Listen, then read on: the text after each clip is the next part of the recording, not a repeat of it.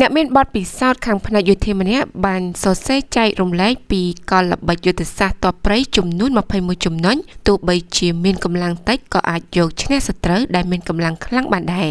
បើក្រឡេកមើលពីប្រវត្តិសាស្ត្រកាលពីអតីតកាលរបស់ពិភពលោកសង្គ្រាមបានឆាប់ឆេះរាលដាលនៅគ្រប់ប្រទេសទាំងសង្គ្រាមឈ្លានពាននិងសង្គ្រាមការពារបូរណភាពទឹកដីរបស់ខ្លួនបញ្ជាពីការឈ្លានពានគេអាចដឹងបានថាគ្រប់សមរភូមិប្រយុទ្ធទាំងអស់មិនមែនអាស្រ័យតែលើគ្រឿងសព្វាវុធទំនើបទាំងស្រុងនោះឡើយហើយអ្វីដែលកាន់តែសំខាន់នោះ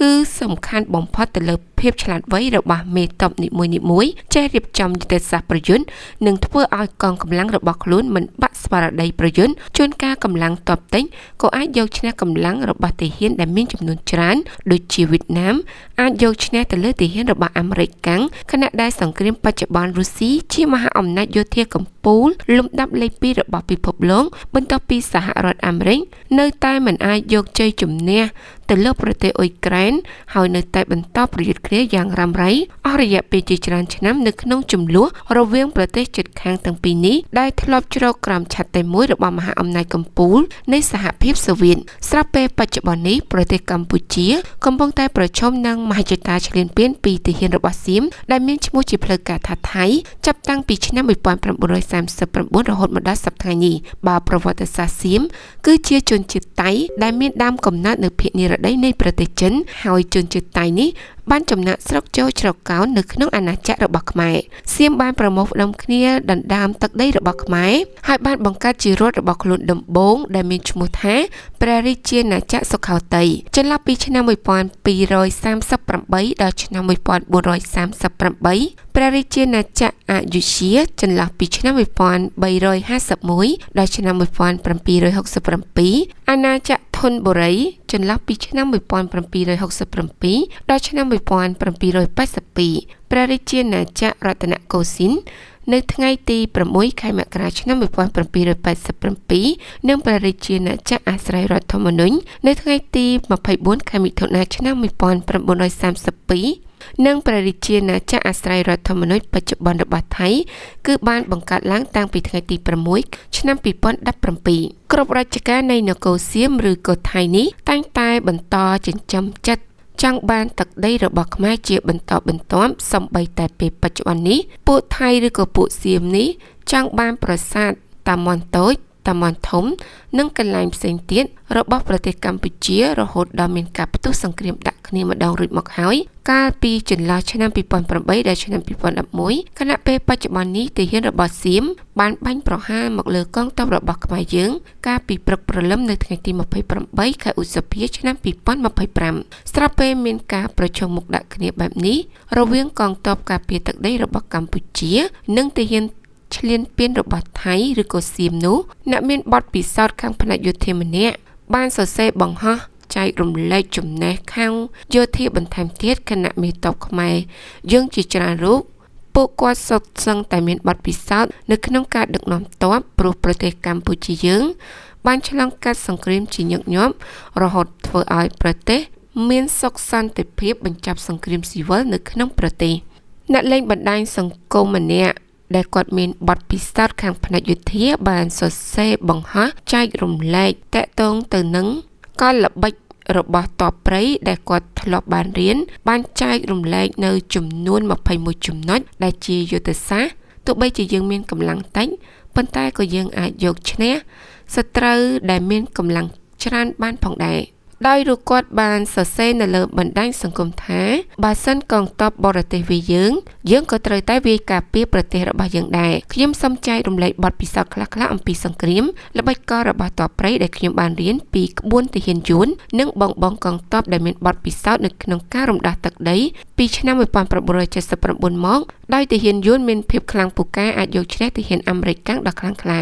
ខាងក្រោមនេះគឺជាកលល្បិចយុទ្ធសាស្ត្ររបស់ទ័ពព្រៃទាំង21ចំណុចទី1នោះគេច្រើនប្រើកងទ័ពវាយដាក់កង់ចូលឆ្លូបដំបងពិនិត្យទីតាំងឈរជើងខ្សែត្រៀមពិនិត្យកាំភ្លើងរថពាសដែកទីតាំងឃ្លាំងគ្រាប់ទីតាំងប្រេងសាំងផ្លូវឧបត្ថម្ភស្បៀងស្ពានជាដើមចំណុចទី2 បន្ទាប់មកគេរៀបផែនការវាយតាមភារកិច្ចនីមួយៗឧទាហរណ៍ថាបើគេបញ្ជូនរថពាសដែក500គ្រឿងត្រូវយកទាហានកំងដោពិសេសកំទេចរថពាសដែកលើសពី500នាក់និងប្រើកញ្ជ្រោចឆក់បច្ចុប្បន្នឬក៏គេនិយាយថាដ្រូនពិឃាតនេះបើពីមុនគេប្រើ B40 បាញ់ផ្គុំគ្នាចិត្តសាស្ត្រទាហានក្មេងៗរបស់សត្រូវទៅរៀនចាប់ពីសាលារៀនបើឆេះរត់ក្រោះហើយពិតជាបរាជ័យហើយព្រោះពួកគេគ្មានអ្វីបិទបាំងមានតែរត់យករួចខ្លួនផ្ទុយពីទាហានចាស់ៗដែលគាត់មានបទពិសោធន៍ច្រើនពិតជាមិនខ្លាចហើយក៏មិនងាយនឹងរត់ចោលសមរភូមិនោះឡើយចំណុចទី3ផ្លូវដឹកកងទ័ពនិងស្បៀងបើសង្គ្រាមទ្រង់ទ្រាយធំតទល់យកឈ្នះចាញ់គេនិងផ្ដាច់សត្រូវនោះរួមទាំងកន្លែងស្តុកប្រេងសាំងអាកាសយានដ្ឋានឃ្លាំងគ្រាប់ជាដើមចំណុចទី4ខ្សែត្រៀមមិនថាខ្លាំងឬក៏ខ្សោយគេត្រៀមគ្រប់តំបន់ប្រើខ្សែត្រៀមទី1ខ្សែត្រៀមទី2ខ្សែត្រៀមទី3វាយរបៀបស្នែងក្របីវាយរបៀបចន្លោឆ្វេងវាយស្ដាំវាយប្រើកងឆ្លប់វាយបន្លំសត្រូវនិងដេញតាមក៏បញ្ឆោតសត្រូវឲ្យចូលចំការមីនជាដើមដូចជាអង់គ្លេសបានយកឈ្នះជប៉ុនដោយកងកម្លាំងរបស់អង់គ្លេសបានបញ្ឆោតកងទ័ពរបស់ជប៉ុនឲ្យរត់ចូលវាយភក់ហើយត្រូវបានក្រពើវាយប្រហារនៅលើកងទ័ពជប៉ុនស្លាប់អស់រលីង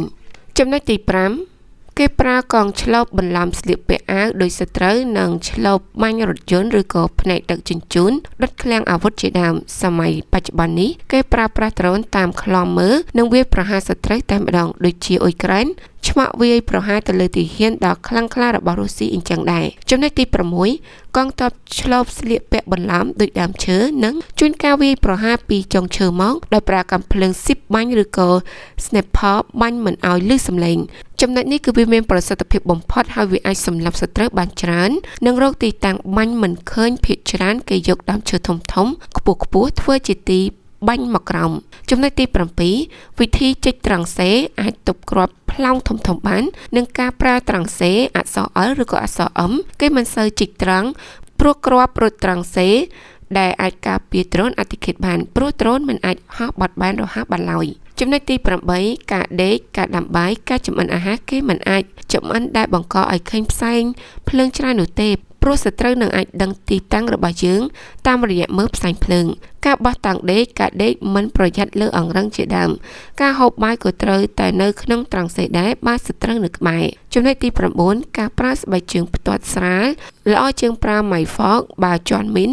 វាមិនបង្កដល់ដាច់ជើងគ្រោះថ្នាក់ដ៏ធំឡើយនេះបើតាមបទពិសោធន៍កន្លងមកតែម៉ៃហ្វកការពារពោះចឹកនិងបន្លាឬក៏ចម្រងដល់មុតស្រួចបាក់ប៉ុន្តែវាអាចការពារពីការពោះចឹង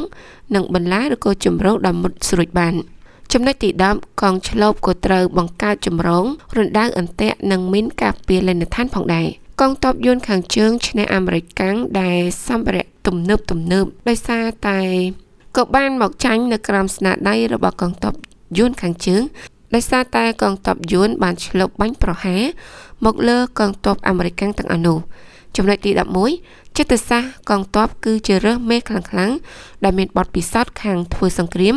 កាន់ការឈរជួរមុខនិងខាងក្រោយជាកងកម្លាំងជួយគ្រប់គ្រងបើវាយបុកត្រូវការអ្នកគ្រប់គ្រងស្បៀងដឹកនិងអាវុធនិងឈរជើងនៅលើទីតាំងថ្មីចំណុចទី10ចិត្តសាស្ត្រកងទ័ពខ្លាំងក្លាហានមានយន្តមន្តអាគមការពារហៅសាមញ្ញថាជាកន្សែងយន្តការពារព្រះសង្ឃនិងគ្រូអាគមប្រោះព្រំធ្វើពិធីដោយសម្ងាត់ផងដែរនៅមុនពេលចេញច្បាំងបាលីការពារគ្រាប់បាលីសុទ្ធបណ្ដេញខ្មោចព្រាយព្រោះថាអ្នកដើរព្រៃទាហានពួកគាត់នឹងដឹងហើយថានៅពេលដែលមានគ្រោះភ័យចូលមកដល់គេតែងតែនឹកទៅដល់គុណរបស់ឪពុកម្ដាយឲ្យជួយនឹងមានកន្សែងយន្តជូតក្បាលឬក៏រុំនឹងខ្លួនខ្លះគូយន្តបាត់ជើងរបស់ម្ដាយឪពុកកាលពីសង្គ្រាមនៅព្រះវិហារទាហានសៀមចាញ់កងទ័ពខ្មែរដែលមានការភ័យបាក់ស្បាតពីរឿងខ្មែរក្លាហាននេះឯងចំណុចទី3កងទ័ពព្រៃប្រើព្រួញពឹសធ្វើពីកម្មកង់ជាដើមវាបាញ់មិនឮសំឡេងហើយបញ្ហានេះធ្វើឲ្យសត្រូវភ័យខ្លាចបំផុតចំណុចទី4ប្រព័ន្ធ Facebook ឬក៏ការប្រើទូរស័ព្ទត្រូវតែបិទវាព្រោះសត្រូវអាចដឹងពីទីតាំងរបស់យើងហើយសត្រូវនឹងត្រូវប្រើប្រាស់ប្រព័ន្ធ GPS បាញ់មកលើយើងមិនខុសនោះឡើយចំណុចទី15បើគេត្រៀមសង្គ្រាមកុមារក៏គេបង្រៀនរបៀបយោធាផងដែរដូចជាយើងធ្លាប់ឆ្លងកាត់ចន្លោះពីឆ្នាំ1983ដល់ឆ្នាំ1990យើងរៀនបាញ់រៀនដោះកាំភ្លើងរៀនផ្គុំកាំភ្លើងពលគឺពលរដ្ឋប្រុសស្រីត្រូវតែចេះដូចជាកងទ័ពអ៊ីស្រាអែលខ្លាំងខាងផ្នែកយោធាអញ្ចឹងដែរ ចំណុចទី16កងទ័ពអ៊ុយក្រែនខ្លាំងហ៊ានតទល់ជាមួយនឹងកម្លាំងទាហានរបស់រុស្ស៊ីជាប្រទេសដែលមហាអំណាចយោធាលំដាប់លេខ2របស់ពិភពលោកដោយសារតែមានជំនួយពីកងទ័ពដ្រូនដូច្នេះប្រទេសកម្ពុជាត្រូវតែបង្កើតកងទ័ពដ្រូនផងដែរដ្រូនអាចកំទេចរថក្រោះនិងអាវុធធំៗដោយមិនចាំបាច់ចំណាយលុយច្រើនហើយត្រូវតែអភិវឌ្ឍដោយបរទេសដែរសម្រាប់ការពារសង្គ្រាមនាពេលអនាគតចំណុចទី17ទាហានយួនប្រើប្រាស់កងទ័ពនារីស្អាតៗសម្រាប់ឆ្លប់យកការដេកជាមួយនឹងមេទ័ពធំៗរបស់សត្រូវហើយលួចតាមធ្វើឃាតមេទ័ពខ្លាំងៗបើបាត់មេទ័ពខ្លាំងប្រៀបបីដូចជាឈ្នះសង្គ្រាមផងដែរបើប្រទេសអ៊ីស្រាអែលវិញតាមសម្រាប់មេទ័ពធំៗម្ដងមួយរហូតធ្វើឲ្យសត្រូវរបស់អ៊ីស្រាអែលតដៃលែងកើនចំណុចទី18ជីកត្រង់សេឲ្យទុកចោលត្រង់សេចាស់ការពារពុះពឹសចូលអាចប្រើប្រាស់ក្រូចសើចលុញវាឲ្យចេញក្លិននិងបោះចូលត្រង់សេនៅមុនពេលដែលយើងចូលទៅដេកនៅត្រង់សេចាស់នោះព្រោះនៅក្នុងព្រៃតែងតែមានពស់ឬក៏ក្អែបដែលមានពឹសដ៏សាហាវចំណុចទី19ដេកនៅក្នុងព្រៃត្រូវការពារសត្វមូសត្រូវមានថ្នាំការពារគ្រុនចាញ់ផឹកថ្នាំការពារគ្រុនចាញ់ពិសេសគឺតំបន់ប្រាសាទតាមាន់និងប្រាសាទព្រះវិហារតែងតែមានមូសបង្កឲ្យកើតជំងឺគ្រុនចាញ់តំបន់ព្រៃខ្លះនៅខ្មែរខ្លះមានជ្រឹងបិសាចវាអាចបឺតឈាមដោយការពីសម័យនៅប៉ៃលិនមានព្រៃក្រាស់ៗកងទ័ពខ្មែរយើងស្លាប់ច្រើនដោយសារតែជ្រឹងបិសាចបឺតឈាមសម័យនោះគេហៅថាបិសាចបឺតឈាមវារកស៊ីបឺតឈាមមនុស្សឬក៏សត្វនៅពេលយប់ជ្រឹងប្រភេទនេះមានតែនៅក្នុងព្រៃជ្រៅៗតែប៉ុណ្ណោះកាលពីសម័យមុនវាមានជ្រឹងនេះគឺមានទំហំប៉ុនកដៃរបស់មនុស្សហើយបើវាខាំមនុស្សនឹងឆ្លងមេរោគបន្ទាប់មកនឹងគ្រុនក្តៅខ្លាំងហើយអាចស្លាប់ប៉ុន្តែបើសម័យថ្មីនេះយើងអាចប្រើថ្នាំសម្លាប់មេរោគទាំងអស់នោះបានដូចជាប្រភេទ antibiotic brown spectrum ដូចជា Risperidone និងមានថ្នាំមួយចំនួនផ្សេងទៀតដែលគេអាចប្រើសម្លាប់នៅមេរោគទាំងអស់នេះបានហើយគេអាចព្យាបាលរយៈពេល7ថ្ងៃអាចនឹងជាសះស្បើយឡើងវិញប៉ុន្តែសម័យមុនគឺគ្មានថ្នាំបែបនេះនោះទេគឺកងទ័ពរបស់ខ្មែរយើងស្លាប់ច្រើនដោយសារតែកើតជំងឺប្រភេទនេះចំណុចទី20អាហារទាហានបើដល់ទីណាក្បែរលេនដ្ឋានគេត្រូវតែដាំបន្លែត្រកួនស្ពៃហើយត្រូវតែដកហូបនិងគេហូបទាំងទឹកព្រោះបន្លែទាំងអស់នេះវាសម្បូរទៅដោយជីវជាតិដែកជួយទ្រទ្រង់រាងកាយរបស់យើងឲ្យរឹងមាំកែវភ្នែកភ្លឺល្អការពារជំងឺខ្វះគ្រាប់ឈាមក្រហមចំណុចចុងក្រោយគឺទី20ការប្រើទឹកការពារការចាញ់ទឹកដីគេត្រូវប្រើខេមែលប្រើដាំទឹកដាំបាយភ្ជួរនិងមែកឈើផឹកតែទឹកក្តៅជាប្រចាំហើយបើសិនឃើញដើមស្តៅព្រៃចូលយកសម្បករបស់វាមកដាំទឹកផឹកកែរោគថ្លើមគ្រុនក្តៅជាដើមបើដាំមិនទាន់អាចហូបស្លឹកខ្ចីៗឬក៏ហូបផ្លែរបស់វាក៏បានព្រោះវាជួយការពារគ្រុនចាញ់បានផងដែរខ្ញុំធ្លាប់ទៅដេកព្រៃនាខេត្តពោធិ៍សាត់ខ្ញុំមិនចាញ់ទេមនុស្សជាច្រើនស្លាប់ខ្ញុំរស់ដោយសារតែខ្ញុំហូបផ្លែស្តៅទុំនិងផឹកសម្បកស្តៅនិងប្រក់ផ្លែមេតបកម្ពុជារបស់ខ្មែរយើងមានបទពិសោធន៍យ៉ាងខ្លាំងក្លាណាស់នៅក្នុងការពារបូរណភាពទឹកដីនិងអធិបតេយ្យភាពដើម្បីយកឈ្នះទៅលើសត្រូវរបស់យើងបានប៉ុន្តែការលើកឡើងទាំងអស់នេះរបស់ខ្ញុំគ្រាន់តែជាគតិមួយសម្រាប់បងប្អូនកងទ័ពខ្មែរដែលទើបនឹងមានបទពិសោធន៍នៅក្នុងសង្គ្រាមតែប៉ុណ្ណោះនេះគឺជាការលើកឡើងរបស់អ្នកដែលគាត់មានបទពិសោធន៍ម្នាក់ខាងផ្នែកយោធាគាត់បានចែករំលែកនៅបទពិសោធន៍របស់គាត់ទាំង21ចំណុចនេះផងដែរដែលគាត់បានឆ្លងកាត់និងគាត់បានសិក្សាពីទាហានជិតខាងរបស់ខ្មែរយើងមួយចំនួនជាពិសេសនោះគឺគាត់បានដឹងពីទាហានរបស់យួនដែលគេបានប្រើវិធីសាស្ត្រទាំងអស់នេះអាចយកឈ្នះទៅលើទាហានអាមេរិកកាំងកាលពីសម័យដែលប្រទេសយួនបានមានសង្គ្រាមនិងប្រយុទ្ធជាមួយនឹងកងទ័ពរបស់អាមេរិកកាំងកាលនោះគឺទាហានរបស់យួនបានយកឈ្នះទៅលើទាហានរបស់អាមេរិកកាំងដ៏ខ្លាំងក្លាហើយយុទ្ធសាស្ត្រទាំងអស់នេះក៏គាត់បានដឹងពីក្បួនទាហានរបស់យួនមួយចំនួនផងដែរហើយនឹងគាត់ក៏ជាអ្នកដែលឆ្លងកាត់នៅការធ្វើទាហាននិងមានបទពិសោធន៍ខាងផ្នែកនេះគាត់ក៏បានចែករំលែកនៅលើបណ្ដាញសង្គមឲ្យបងប្អូនរបស់ខ្មែរយើងមួយចំនួនដែលគាត់ទើបតែមានបទពិសោធន៍នៅក្នុងសង្គ្រាមនេះឲ្យបានដឹងផងដែរ